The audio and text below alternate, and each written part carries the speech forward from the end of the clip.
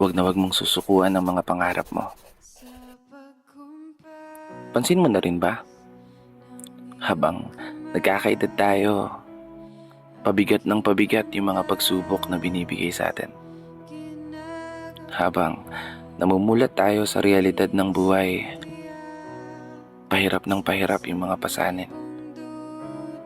Tipong kapag di ka nagtrabaho, wala kang makakain. Kapag hindi mo sisipagan, hindi ka papalaran. Habang tumatanda tayo, mas lalo nating nauunawaan yung tunay na kahulugan ng buhay. Gamit ang mga karanasan na nagpatibay, nagpahina, at sumubok sa ating katatagan. Mga karanasan na nagpapatunay na walang madali sa mundong to. Isang mundo na wala kang ibang aasahan kundi ang sarili mo. Alam ko, kaya ka rin ng karamihan na maraming gusto. Maraming pangarap, maraming mga plano.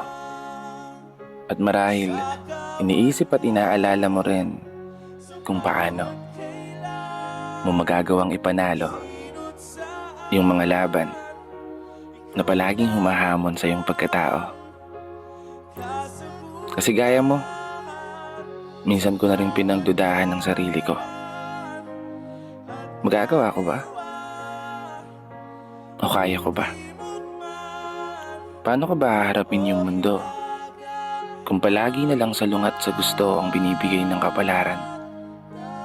May mga araw na pakiramdam ko mas lalo lang akong pinapahirapan.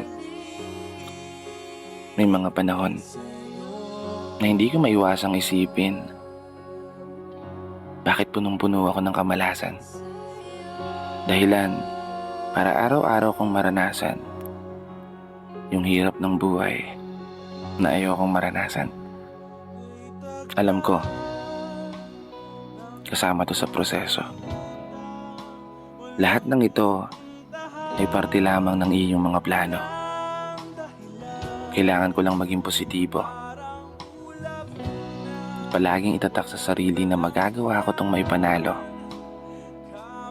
Hindi ko susukuan ang mga pangarap ko.